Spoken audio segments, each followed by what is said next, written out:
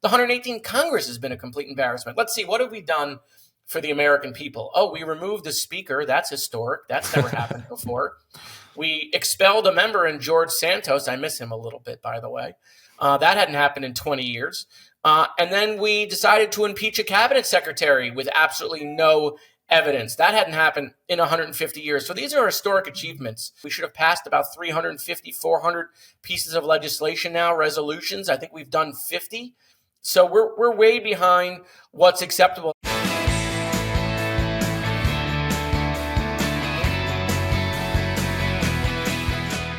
Hello and welcome to the Bulwark Podcast. I'm your host, Tim Miller. I'm pumped to be here today with the star of the Republican House impeachment hearings, Congressman Jared Moskowitz, Democrat from Parkland, Florida. Congressman, I watched this clip the other day when you were actually offering to impeach Joe Biden yourself, and I was like, we need to get that guy on the podcast immediately. So let's just take a listen to that. Look, Chairman, we got like 3.5 minutes here. I mean, let's just do the impeachment. I mean, why continue to waste millions of dollars of the taxpayers' money if we're going to impeach because you believe you've shown he's committed a high crime and misdemeanor? What are you waiting on? Look, you know, the chairman knows me well. I mean, I'm just here to help him, right? And so I just think we should do it today. Let's just call for it. I'll make the motion, Mr. Chairman. I want to help you out. You can second it, right? Like, make the motion to impeach President Biden. Go ahead. It's your turn. You second it. No, nothing. Okay, we got nothing. So I want to, with my last couple minutes, show the American people that they're never going to impeach Joe Biden. It's never going to happen because they don't have the evidence. Okay, this is a show. It's all fake. They're lying to their base on Newsmax and Fox, leading these people to believe that they're going to eventually impeach the president. It's not going to happen. Congressman, explain to the listeners that gambit and your life on these so-called impeachment hearings. Well, look, I mean, you know, James Comer's been the chairman of Oversight in the 118th Congress, and this is why we shouldn't pick our chairman based on how much money they raise. I mean, it has been a complete sideshow. It's been literally a circus. They've brought all sorts of interesting people to the committee. They brought a Chinese foreign agent who was selling Iranian oil to the Libyans.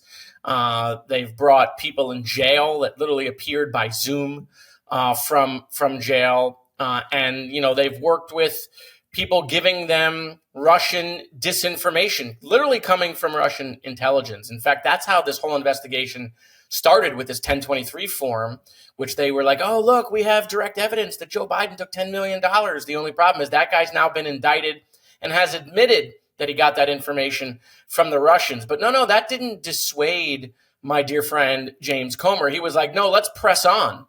And so at that point, I said to myself, okay, it's clear they have no evidence on Joe Biden.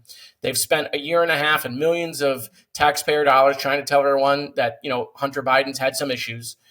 It's time to call their bluff and prove to the American people that they're not actually interested in impeaching Joe Biden. They don't have the evidence. They don't have the votes. And so, that was why I called it. And I thought to myself that I'm going to catch them so off guard that he's not going to second it and we're not going to go right to a vote. And I bet he stumbles. And by the way, that's exactly what happened, right? He kind of was caught off guard. Jim Jordan was literally giggling next to him. And that is now the end. That is now the end of the fake, faux, frivolous Biden impeachment. They've now come out after that hearing and been like, well, you're right. We don't have the votes. You know, maybe impeachment's not the right route. Maybe it's okay. Great. If I had known that, I would have done it 6 months ago. Yeah. The giggling face of Jim Jordan. It was just like the hand in the cookie jar. Like, it was just a you got me face. Like, we don't have this. Like, this is all a charade. Do you feel like, to me, I think that there's been a little bit of soft bigotry, of low expectations for these guys. I mean, it's just such a clown show. It is a disaster.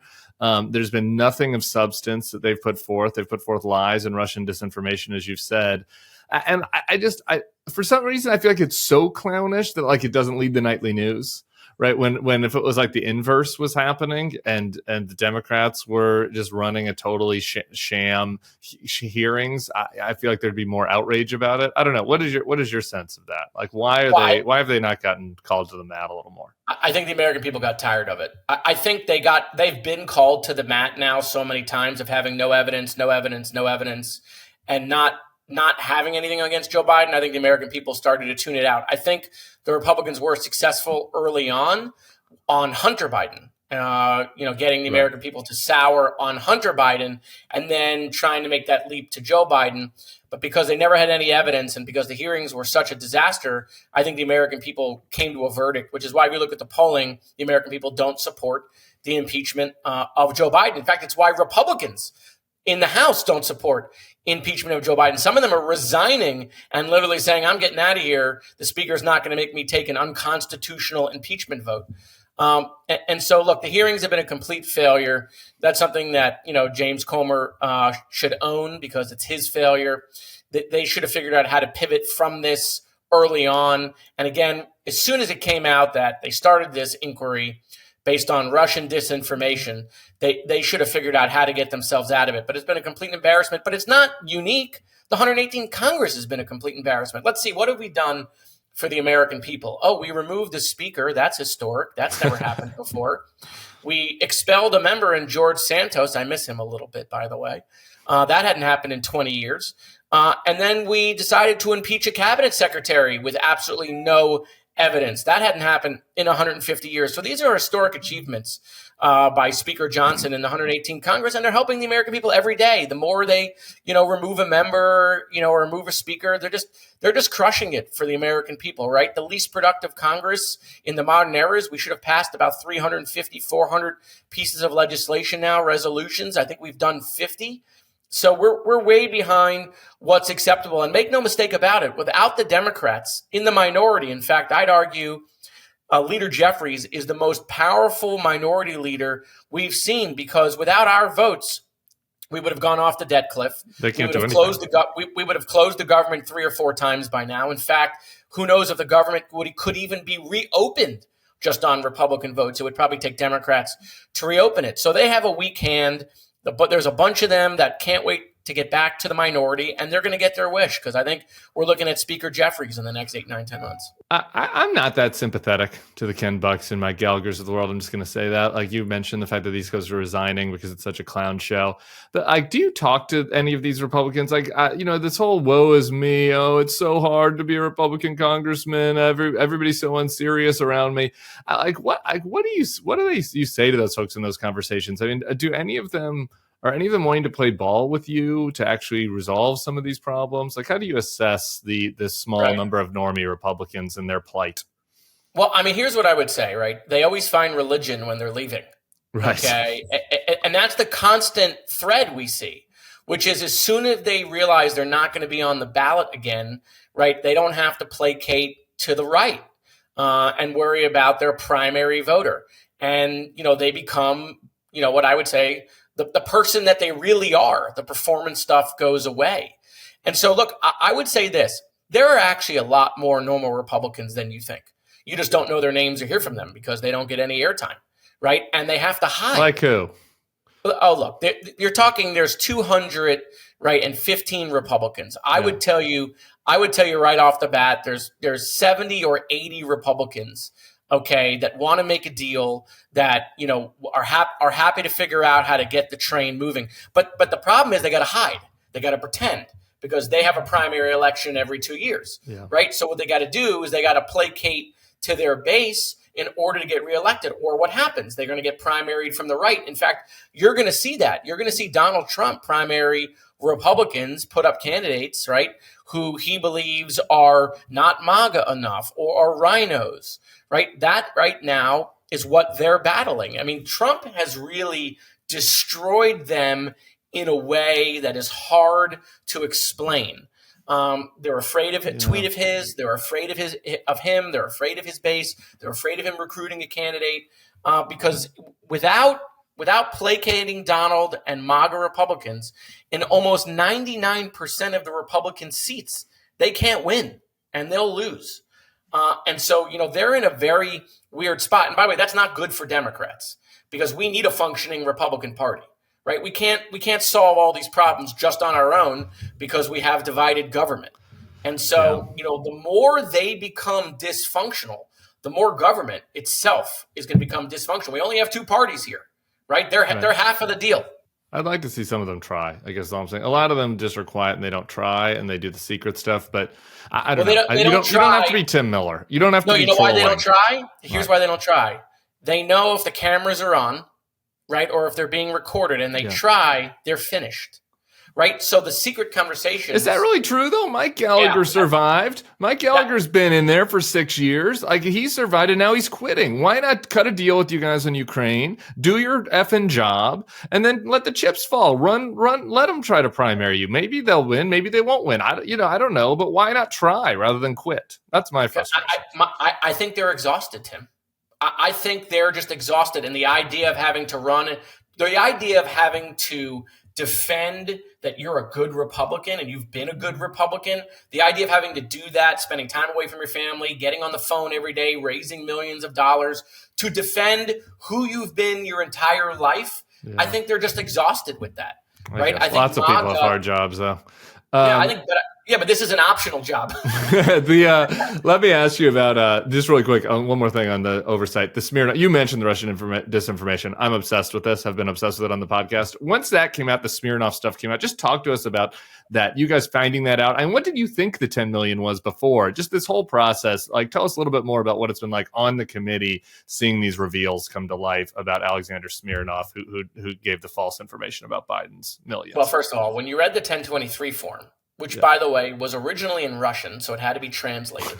Okay, it was double hearsay, okay, and it was 6 years old, and it had traveled its way, okay, and there was only one line in this whole thing, okay, and it wasn't a smoking gun, and it didn't say Joe Biden, okay, and so they were taking the little pieces that were in there and trying to bring this big picture that Joe Biden himself got direct money in this whole Burisma, nonsense.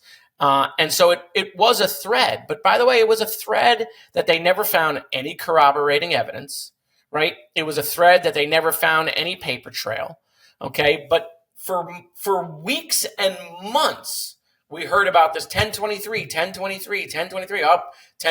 form. And then it kind of went away. We stopped hearing about the 1023 form. And then it came out, obviously, that Alexander Smirnov, okay, was getting Russian disinformation, literally from Russian intelligence, and has pled guilty. What I want to know, and I don't know that we have an answer to this, when did Comer know the information was bad? When did he know? Would he get any tips that they were investigating Smirnov? Did he get any tips that Smirnov was about to be indicted? Did he get any information from the FBI or Intel that, hey, that information may have come from Russia? Or did he find out like the rest of us when the indictment came down? I'm curious about that. That's something I've always wondered. And again, what was surprising to me is when that came out, because that was the house of cards that this whole thing was built on. It was built on 1023, right? That was the foundation, that was, the concrete, that was the rebar, right? That was how this all started, this 1023 form. And when they realized that it was all fake, why didn't they come out and figure out how to land the plane? In fact, they still haven't figured out how to land this plane. Now we're going to do criminal referrals is what Comer is suggesting. He sent Joe Biden a letter so that Joe Biden can come to a committee. I mean, it's just an utter embarrassment. And I actually think the reason Jim Jordan was laughing that day, okay, is that because Jim has kind of let Comer take the lead on this, right? And that's not very Jim Jordan-esque, right? He's judiciary chairman, right? He's the investigation guy. And he's kind of let Comer run with this whole thing. And I think to myself, deep down, has Jim Jordan known or thought to himself or had conversations with his other Republican members that Comer has boggled this whole thing? I want to ask you about the news out of Florida with the abortion ban. Now it looks like there's going to be a ballot initiative. There's a Politico article this morning saying some Florida Democrats are are kind of warning the president not to overly politicize this. They see this as a potential opportunity. They don't want to fumble the ball. How big of an opportunity politically do you think the Florida abortion ballot initiative is for this year? And what's your advice to the White House about campaigning in a state that frankly has sort of fallen off of the map a little bit? Well, I think there's a multifaceted approach to this. First, let's talk about the actual case. So, right, a 4-3 decision to let voters decide whether a woman's right to choose belongs in the Constitution, okay? But at the same time, the same court said the 6-week abortion ban is now legal. There is no right to privacy in the Constitution that applies to a woman's right to choose, which the voters put into the Constitution in 1980. So they invalidated that law and then said, but we're going to let the voters weigh in one last time. So this is it for Florida, right? This is the seminal moment. In 2022, right, we had a governor win his reelection by 19 points, right? I mean, that, quite frankly, may have been the death of the modern Democratic Party here in Florida. But this gives a little revival. If this can pass, right, and this can get voters out, then maybe the Democratic Party has some life. But if this doesn't hit 60%, and we now have a 6-week abortion ban here as the law of the land in Florida, then the Democratic Party here is the Titanic. It has hit the iceberg, and it's on its way to the sea floor for a very long time in Florida. Let's talk about the data, right? Talk about Joe Biden, his reelection. Look at the data. Republicans now outnumber Democrats in the state by over 800,000 registered voters. Just 5 years ago, Democrats outnumbered Republicans by almost 100,000 registered voters. So we've had this huge change since COVID. So that data matters. Before this change, Donald Trump won the state by 3.5 points. So now that we have even more Republicans here, you think that would favor Donald Trump even more. But now we have both marijuana and a woman's right to choose on the ballot simultaneously. Who is that going to bring out from both sides, pro and con? So look, I think the issue is really a jump ball. What it may require is it may require Donald Trump to spend more time in Florida, and it may require Donald Trump to spend some money in Florida that he would otherwise not have to defend because this is going to be so unpredictable. Well, that helps Joe Biden in Michigan, Wisconsin, North Carolina, Georgia, Nevada, and Arizona. So Florida isn't just about Florida. I think Florida helps expand the map for Joe Biden everywhere. Let me ask you also about Israel. There's the killing the world of the aid workers, the World Central Kitchen. Just a tragic story. You've obviously been a big supporter of the president's. I think you rated him a 10 out of 10 on Israel. Even those of us who are sympathetic to Israel, I think are starting to have some concerns about Bibi's prosecution of the war. What's your sense of the state of play right now? Well, listen, I've always been an and when it comes to this war, not an and/or. And what I mean is that I've always believed that as a result of the heinous attacks on October 7th, Israel has a right to eliminate Hamas, right? That is part of Israel's right to defend itself, is to get rid of Hamas, a terrorist organization, aggressor that has said, hey, by the way, we're going to do multiple October 7th if we get another opportunity. And at the same time, they have to make sure that they're following international laws of war and making sure they're getting humanitarian aid into Gaza for the innocent Palestinians. That's my and. It's not eliminate Hamas, or it's eliminate Hamas and make sure we're taking care of the innocent Palestinians. But we have to be honest, right? It's an open war zone, right? And so what happened with the World Food Kitchen, and I know Jose Andres, is unacceptable. No doubt about that. It's unacceptable. But it's also war, right? And yeah, mistakes are going to be made. I mean, are you telling me when we did the war in Iraq and the war in Afghanistan that we didn't accidentally kill a lot of people? I mean, go back and research that. There were all lot of the Iraq war was a mistake, obviously, though. Yeah, from the start.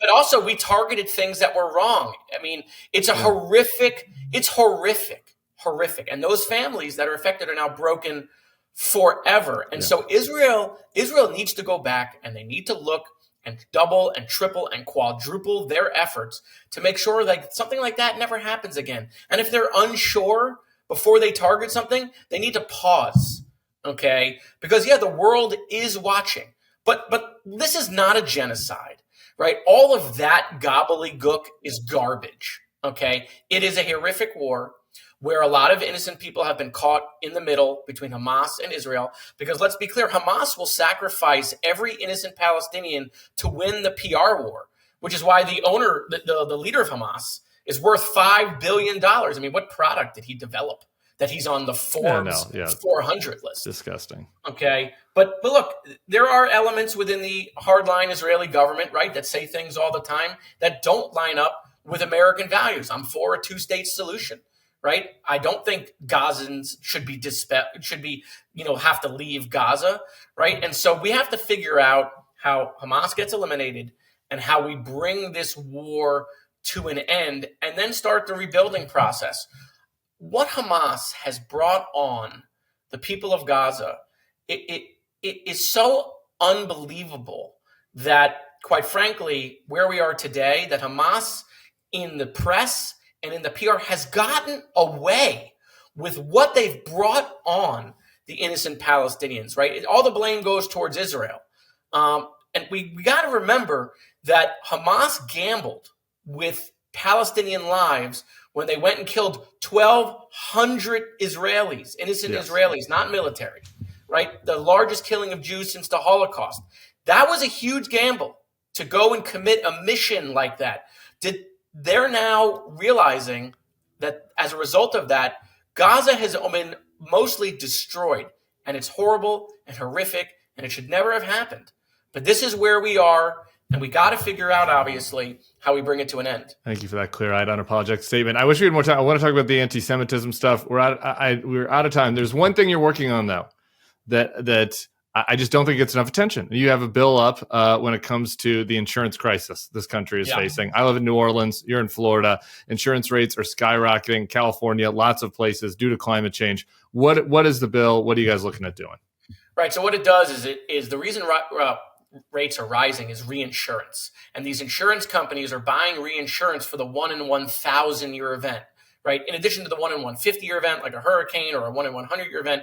And the reinsurance for a 1 in 1,000 year event is very expensive, and they're passing that cost off to the consumer. So what this bill would do is it would allow states to opt in and get bonds, to float bonds to pay for the 1 in 1,000 year event, so that insurance companies don't have to buy reinsurance for the 1 in 1,000 year event. And it doesn't add anything to the deficit. It's not going to cost taxpayers any money. And I think this will bring rates down by about 25%. We need to do in the property insurance market what we've done in the health insurance market. I just want to do it in a way that we're not adding to the deficit. But if the do you federal have any government Republicans with you? Are there any Republicans with you? Well, right now, no bills are moving in Congress at all. Just right? generally speaking, though, is there anybody that's with you on this? Well, I think what's happening is that this is a Florida issue that's now moved to New Orleans, to Louisiana, that's now moving to California. And once this starts becoming the seminal issue in governor's races in those states, this is going to become a bipartisan issue. I'm not someone who believes, the government has to solve anything here. But if we keep doing what we're doing, people are not going to be able to afford to live in the same home they've lived in, and you're going to make people leave. Yeah. I mean, that is where the American dream starts to no longer become a reality. If we allow this insurance market, like what happened in health, where people were losing their houses to pay health insurance. If people start losing their homes because they can't afford to live there, then we're failing the American people. Totally agree with that. Congressman Moskowitz, you're doing a wonderful job. Thank you for your work on the Oversight hearing. I want to get you back. We're going to talk about Parkland, gun violence, anti-Semitism, a lot of stuff. You're doing great work in Congress. Thanks for being on the Bulwark Podcast. Thanks, Tim. Appreciate it. All right, we are back with another Florida man, Marc Caputo. First time on the Bulwark Podcast, right? On the daily. I believe so. I did one other podcast. Yeah, not the Bulwark one, not the main one, not the daily. The Bulwark Podcast. We have a whole network of podcasts, which we're grateful for you to be on. Marc has a new newsletter, MAGAville, which is phenomenal. If you want to know what's really happening in MAGAville, some of you might not want to know what's really happening and might be, want to be blissfully unaware. And I'm sympathetic to that. But if you are interested in what is happening in the warped mind of Donald Trump and his advisors, Marc Caputo can get inside their minds, and he writes about it for us weekly. And I want to talk about his latest newsletter. But first, as a fellow Florida man, somebody that's covered Jared Moskowitz for a while, he's an interesting guy. He's not your average run of the day congressperson. Okay. So tell us about him and what you think is creating this kind of wheels off Democrat, no bullshit persona. Well, I mean, he is a Florida man. And in addition to that, he cut his teeth, politically speaking, in the Florida House as a Democrat, where they're just vastly outnumbered by Republicans, and they are sort of trained in the arts of being good bomb throwers. And he's been an excellent bomb thrower. And now he has this sort of national stage. And one of the things that's really not talked about a lot in relation to Jared Moskowitz is that one of his friends from Tallahassee is one of the ultimate bomb throwers on the other side. It's Matt Gaetz. Weird world, baby. Well, strange bedfellows. And I'm going to get in trouble for saying this because he probably doesn't want me to say it. But my favorite quote from Jared Moskowitz about Matt Gaetz is, "I tell my wife that Matt Gaetz is my daytime friend, not my nighttime friend." At least that's what he uses, right? But Moskowitz is just kind of very sharp, very funny. He's always been that way. He has another Florida man, Mike Grunwald, who I used to work with, had said that Moskowitz inherited the Barney Frank, mantle of sort of the funny Jewish guy in Congress, and so there you go. Yeah. And now, of course, Moskowitz replied that when I mentioned this to him that he was actually didn't want to be remembered that way because he didn't want to be known as just a short Jewish guy. Well, I think he's being known by more than that. And he has been by far the Democrats' best counter puncher, if you will, during these impeachment hearings. We got into that a lot. He also is a genuine person. One thing we didn't have a chance to talk about, but I hope that, I'm going to put this in the show notes. People should go listen to the interview I did with Fred Guttenberg, whose daughter died in the Parkland shooting. And Fred and Jared are longtime personal friends. And the way that Fred talked about him was really, really moving, honestly. And so folks can go listen to that. But, Jared is passionate. He's funny, but passionate, right? And he's been a big advocate on this sort of on gun issues and related issues. Well, Parkland was his district. I think he might have even gone to Marjorie Stoneman Douglas High, Moskowitz, that is. I'm not quite sure of that, but that is his district. And he was closely involved with, the first ever gun control legislation passing in Florida by a Republican-controlled Florida legislature. And that was in part because of Moskowitz's involvement. Because despite being a partisan bomb thrower and kind of acid-tongued when he wants to be, he also knows how to get things done and work with people on the other side. Again, he is personal friends with Matt Gaetz. And you saw him not only do that with the gun control legislation in Florida, but also one of the rarities for Ron DeSantis, who doesn't get more reactionary Republican in Florida politics than DeSantis. Moskowitz was his emergency management director for 2 years, he was the only Democrat that was in DeSantis' administration at that level, and he headed up of all things COVID response. So go figure. You can see why he tickles my pickle a bit. A bomb thrower who also is a compromiser. Okay, these are very Tim Miller-y traits. Last thing on Moskowitz, I noticed. It's hard not to notice during our interview. Unapologetic on the pro-Israel advocacy, and at a time where obviously there's a lot of agita about that on the left from the progressive base. No mealy mouth, no weasel, nothing. Like he was just he has a strong position in that Israel should be able to defend itself after that horrific terrorist attack, and did not seem to show any interest in any sort of political pandering on that. Well, one of the things that you can say about Florida and Florida politics is this is not a very progressive state. He comes from a very Jewish district, and one of the realities of a lot of the different communities that we have here is that there are communities that have their own heritage of trauma. You have the Cuban community that's here that has that. But you also have the Jewish community here that's like that. I grew up in South Florida, and I grew up in Key West, which is not Miami. But I remember as a kid, when you would go to the mall here, when you'd sometimes have to pack up and drive a number of hours to the mall, you would see people with the tattoos of the concentration camps still on their forearms. This travels with that community. And Jared Moskowitz is a grandson of this community. And if they are attacked if Israel is attacked, they're going to be 110% with Israel. So while it might surprise people in other states, doesn't surprise me, given his district, given his dad, Mike Moskowitz, may his memory be a blessing, he's gone now, was a major Democratic donor, but was also known as a major AIPAC donor, reactionary, pro-Israel. And when you started to see the progressive movement adopt more pro-Palestinian leanings in Florida, you started to see Mike Moskowitz, was much more of a leading and active voice in fighting against that in his own party. Indeed. Okay. I want to get into your newsletter, which was, you're on the front end of this. Obviously, we have the Florida, the ruling now that there'll be a ballot initiative. We talked about that with Congressman Moskowitz. What I want to hear from you about is how Trump world is thinking about this. You wrote about this earlier this week, how Trump calls abortion the A word. He doesn't have an opinion about this, how they wouldn't weigh in with you with a statement. He said, since your newsletter's come out, he said that, he does the thing where we'll have a statement about this next week. I think we're still waiting for the healthcare plan that he's been promising next week for 7 years now.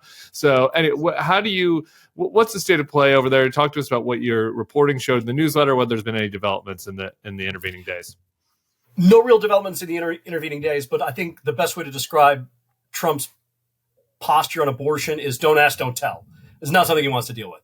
When you look at the polling, Joe Biden wins on the issue of abortion.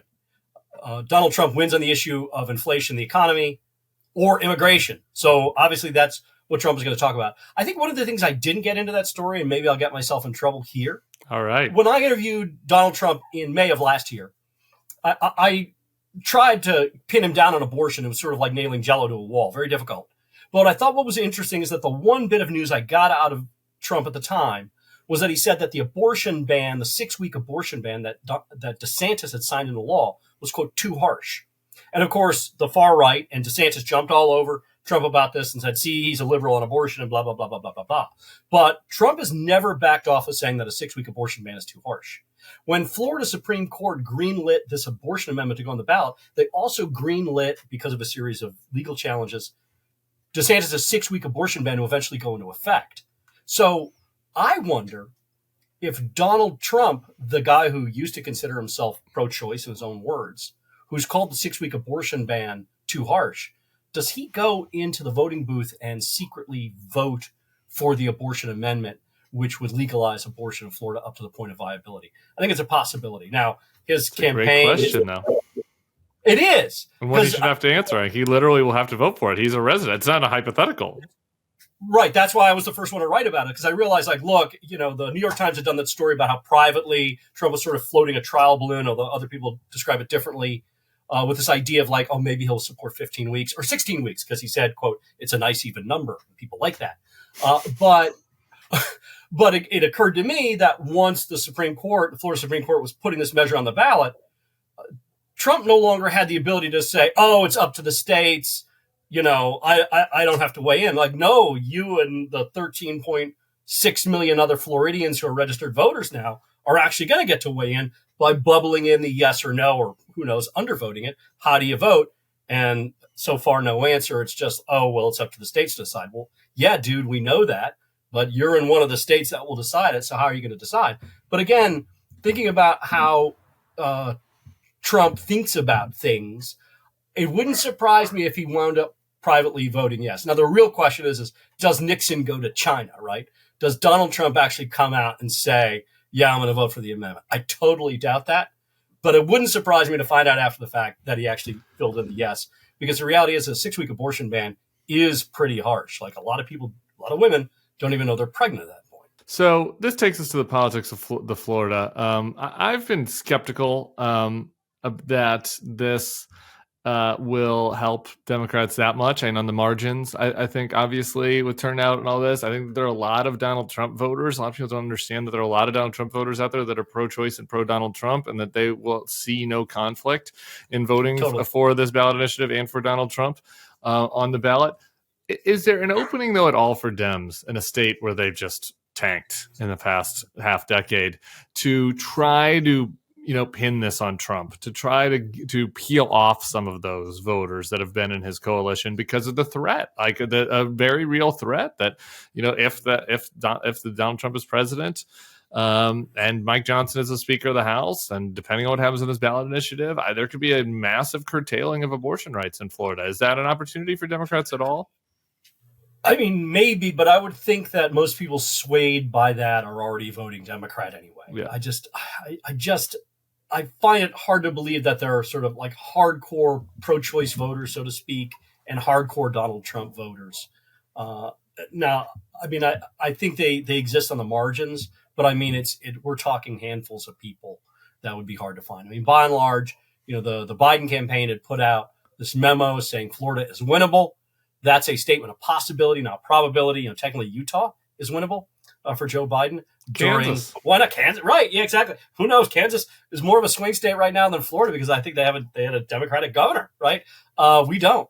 But I just don't see it. Florida has had a history of voting for left-leaning constitutional amendments and right-wing politicians. Yeah. Right? Yeah. Like we did minimum wage in 2004 and we elected or re-elected George W. Bush as president. And then in 2016, there was constitutional amendments about minimum wage and medical marijuana. Those passed. 2010, when Donald Trump won and Marco Rubio won re-election. 2010, there was an anti-gerrymandering amendment. That passed, and Rick Scott, Marco Rubio were elected to office. So, I mean, basically the felon voting bill that was on with DeSantis, right? Yeah, that was in 2018, right? Good.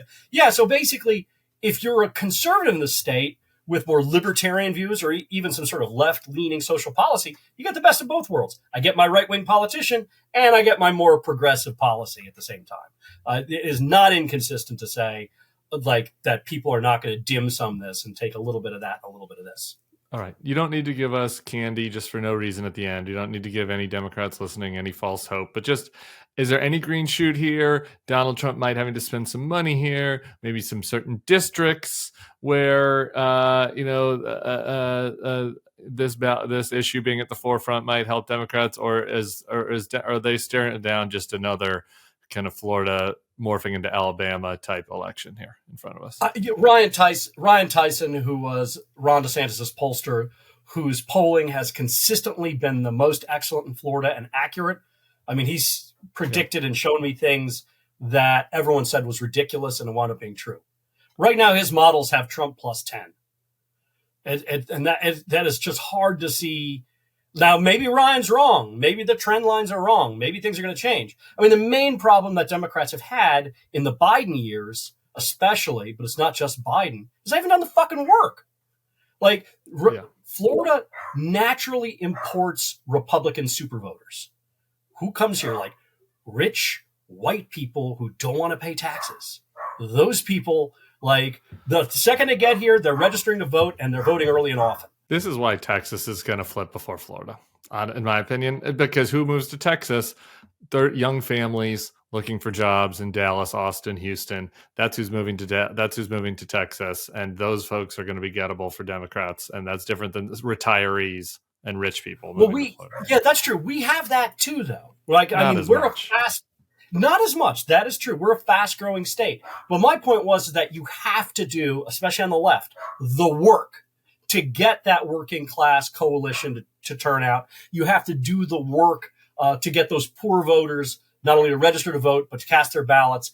And the Democrats haven't done that. They haven't invested the money.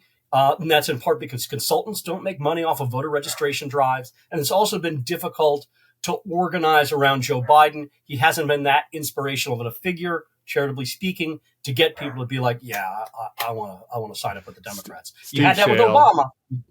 Duval, man. Steve Shale wrote a great Bulwark piece about exactly this topic. We'll also put that in the show notes if people want to really dive deep on why the Democrats have struggled in Florida by not doing the work. That is wonderful. Marc Caputo, brother, welcome to the Bulwark. Thank you for the insight. And, for putting me on a text with Jared Moskowitz so we could have his fiery takes on the podcast today. And we'll be talking to you again soon. Thank you, man. I appreciate Florida man, Marc Caputo. Thanks very much. We'll be back here tomorrow with, just a little light podcast about authoritarianism. We'll see you then.